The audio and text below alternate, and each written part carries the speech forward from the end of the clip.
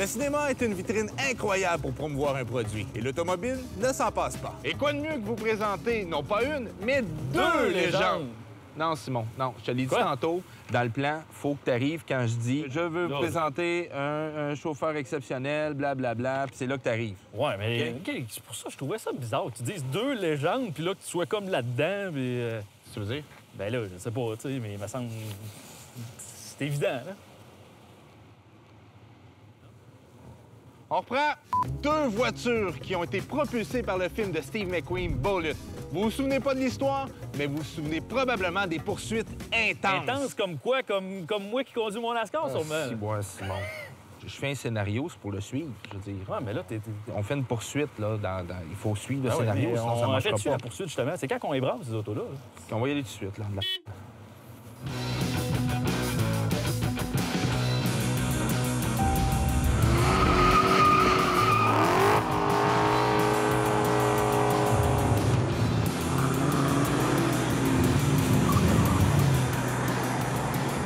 Steve McQueen aimait l'authenticité.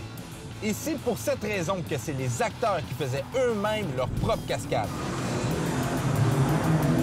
Et lui, ben, c'est un vrai caméraman.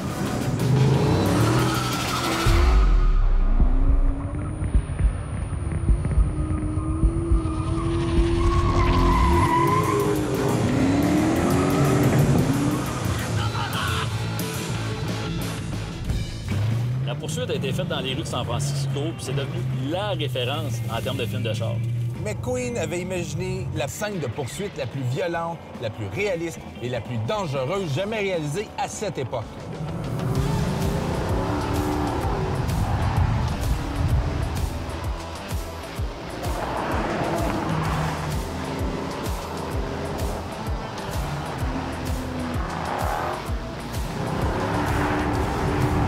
Que ce soit dans le film Need for Speed, Roadhouse, ou ben, vous vous souvenez sûrement de la très sexy Mustang Éléonore dans la partie en 60 secondes.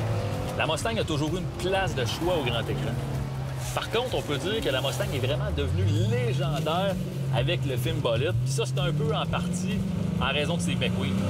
À l'époque, qu'est-ce qu'il faut savoir, c'est que McQueen avait demandé à Ford de se faire donner 2 voitures pour le tournage.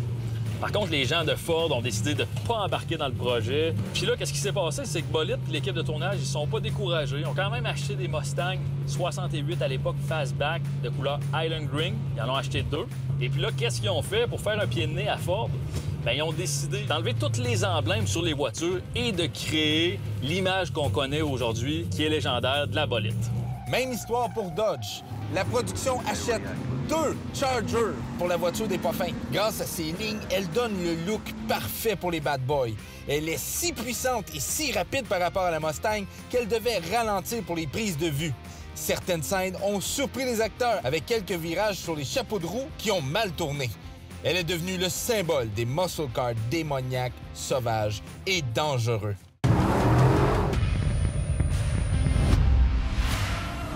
Il y a quand même beaucoup d'évolutions qui ont été faites depuis 1968 au niveau des voitures, surtout au niveau de leur tenue de route. Mais écoutez, je suis assez surpris parce que je trouve que Johan, quand même, il se débrouille très bien, puis il va quand même passablement vite avec le Charger de M. Duclos. Ce que Simon ne sait pas, c'est que c'est pas le 1968. En fait, oui ou non. C'est ce qu'on appelle un resto mode. On prend une vieille carrosserie et tout le reste provient d'une voiture moderne. Le projet est né lorsque Marcel a réussi à mettre la main sur une épave qui était à l'origine une Charger 1967. Il donne le mandat à Stéphane Côté, le gars penché à gauche, de construire un resto mode avec comme base une Dodge Challenger 392 2017.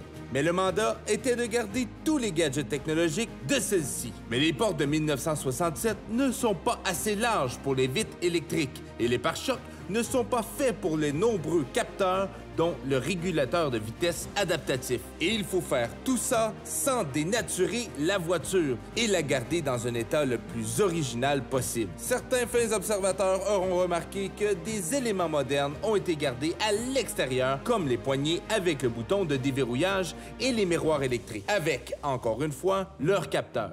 La seule partie qui est évidente qui n'est pas originale sont les roues. Les freins étaient beaucoup plus gros que les roues d'origine du Challenger, donc impossible à remettre.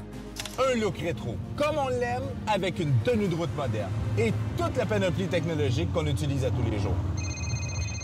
Oh! Comment il va, Johan? Ça va, ça va? T'arrives quand, là? Je finis ma scène tout de suite après, je te jure, je m'en vais finir la tienne. Là, j'espère que tu fais attention à ma voiture parce que le dernier coup, avec un dos rangé, là... Petite chaise de pneus, là. Puis je te connais. T'aimes ça brûler mes pneus quand c'est moi qui les paye? Ouais, ben tu sais, Marcel, ça fait un bon show, tu sais. Bon, OK. Essaye de pas trop être long. Je t'attends, puis fais surtout attention à mon auto, s'il te plaît. Tu sais que t'as un privilège de l'avoir. Ouais, mais Marcel, tu me fais confiance? Ouais, mais Simon, lui, je le trosse pas. OK, je t'attends. Merci, Johan. Salut, bye. La version 1968 originale du film de Steve McQueen. La fameuse Mustang, c'est la voiture qui s'est vendue le plus cher dans un encan aux États-Unis. C'est en janvier 2001, à l'encan Barrett-Jackson, que la voiture a atteint un prix record de 3 700 000 $. Quand même pas pire pour une voiture qui, à l'époque, valait 2 700 $. C'est certain que Ford a profité aussi de la notoriété de Steve McQueen, du film aussi, de l'aura bolide. On a bâti au fil des générations 3 éditions spéciales bolide de la Mustang du côté de Ford. La première, c'était en 2001. C'est comme la voiture que je conduis aujourd'hui. La deuxième, c'est en 2008. Et bien, la troisième, c'est 10 ans plus tard avec la dernière génération de la Mustang. La voiture que je conduis aujourd'hui, bien, c'est ma voiture personnelle.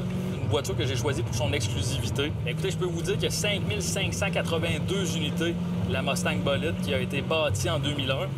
Là-dessus, il y en a 500 qui ont été vendus au Canada. Et présentement, bien, je peux vous dire qu'au fil des ans, c'est une voiture qui commence à prendre de la valeur et ça devient un investissement qui est très intéressant. Écoutez, on a fait quand même quelques petites modifications esthétiques à l'auto par rapport à une GT d'origine. Premièrement, à l'extérieur, on a certaines touches qui nous rappellent vraiment la version originale qu'on voyait dans le film. Donc, des roues de 17 pouces. On a enlevé l'aileron aussi pour avoir un look un peu plus épuré à l'arrière. Au niveau des suspensions, une suspension qui est un petit peu plus ferme, 1 pouce plus basse, des barres de torsion qui sont plus grosses aussi, et un ajout au niveau du capot avec un extracteur d'air. Au niveau de la motorisation, un moteur V8 4.6 litres, pas mal similaire à ce qu'on retrouvait dans les versions d'origine de la GT en 2001. Par contre, on avait retravaillé au niveau de la tubulure d'admission et au niveau de l'échappement pour avoir un peu plus de performance.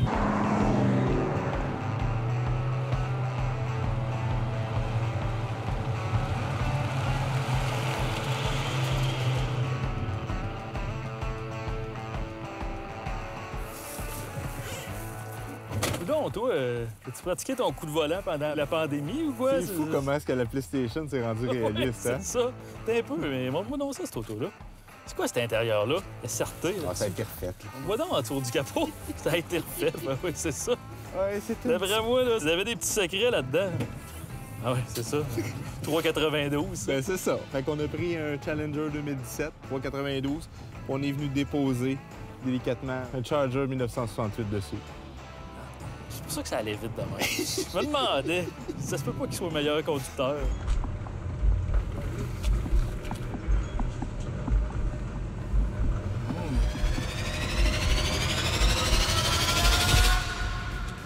Tantôt. Ah oui, mais il y avait du trafic. Johan, ça serait le Tracy, là. Il n'y a pas de trafic pantoute. Ben, Simon avait faim. Ah oui, c'est ça. C'est tout le temps toi qui as faim. Arrête, là. J'ai pas le choix de le croire.